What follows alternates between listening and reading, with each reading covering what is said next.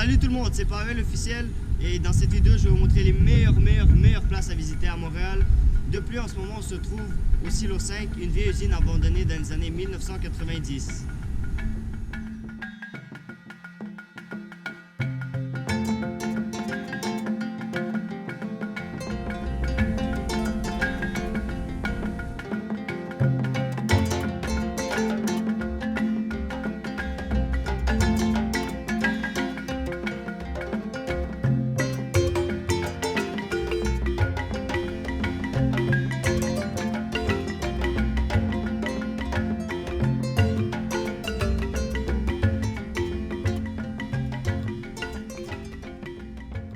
Pour commencer votre séjour à Montréal, je vous recommande fortement de visiter Mont-Royal, la seule montagne sur l'île de Montréal. Là-bas, vous aurez la possibilité de voir Montréal d'en haut et ses alentours. On se dirige là-bas. Allez hop! Bon, on est arrivé au Mont-Royal, l'endroit le plus visité et le plus haut de Montréal. Il se trouve à 233 mètres d'altitude. Et comme je disais avant, c'est l'endroit numéro 1 que vous devez visiter.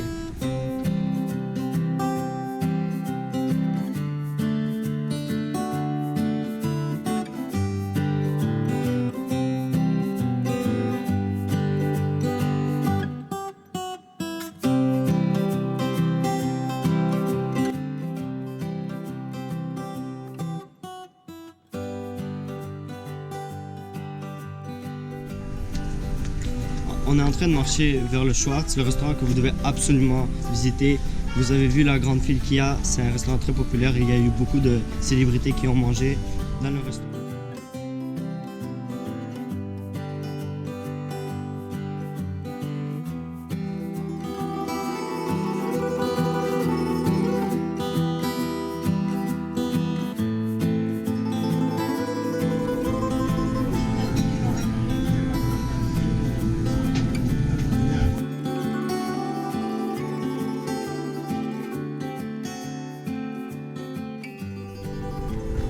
Nous avons fini de manger nos sandwichs au meilleur restaurant de smoke meat à Montréal, Schwartz.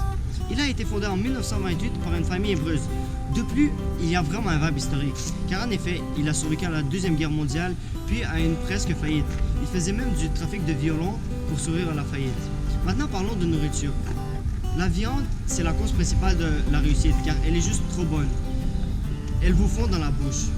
Pour cette raison, je vous recommande fortement de visiter cet endroit magnifique.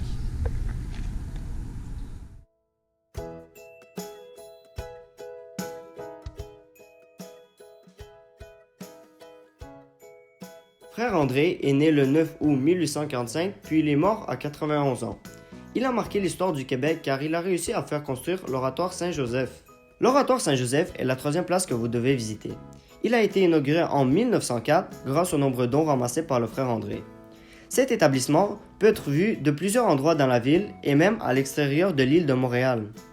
Il est le troisième plus grand oratoire au monde, après celui de la basilique Notre-Dame de la Paix de Yamoussoukro et de la basilique Saint-Pierre de Rome. Ce lieu touristique attire environ 2 millions de visiteurs chaque année. Le point positif du quartier chinois, c'est qu'il y a des restaurants ouverts jusqu'à 2 h du matin. On ressent bien la culture chinoise à travers les bâtiments, les affiches, les boutiques. C'est très bien ce petit côté asiatique de Montréal.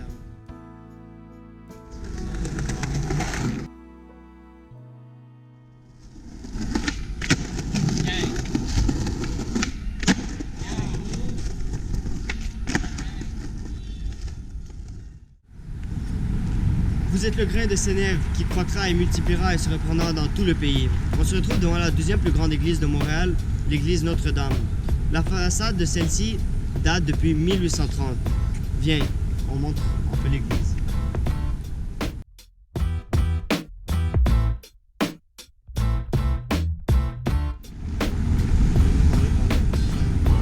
À quoi? Moi je parle russe. Ah ouais? Oui, je suis russe. Привет, Привет, как дела? Tu veux jouer à russe aussi? Ouais. Je suis pas C'est correct. J'ai de la misère avec le français, mais ouais.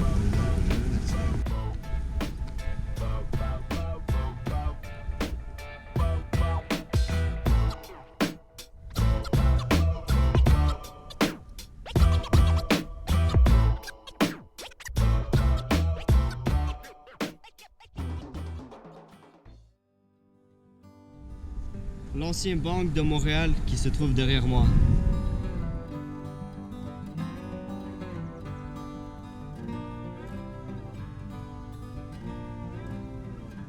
La Biosphère est le seul musée entièrement dédié à l'environnement en Amérique du Nord.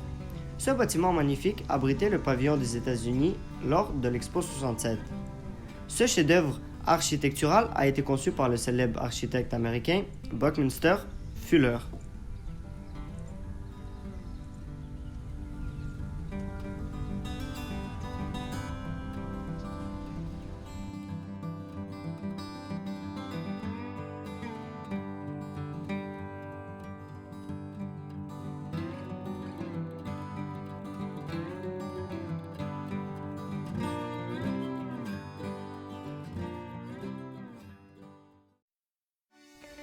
Vous devez absolument visiter la rue Sainte-Catherine. Depuis plus de 100 ans, elle fait l'orgueil de Montréal. Artère commerciale incontournable, elle s'étire aujourd'hui sur plus de 11,2 km et accueille plus de 1200 boutiques, grands magasins, restaurants et plusieurs autres endroits de divertissement.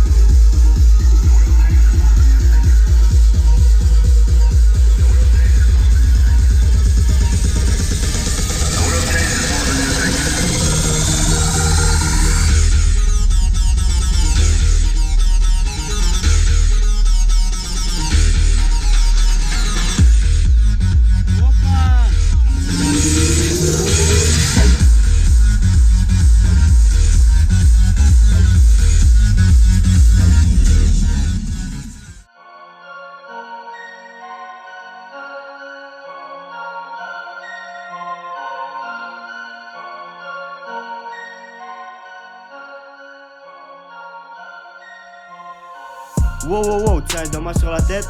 Pas de problème, visite le meilleur barbershop de Montréal, La Section. Il se trouve au 1184 rue Sainte-Catherine. Après une séance de coiffure avec les meilleurs coiffeurs de Montréal, tu vas renaître.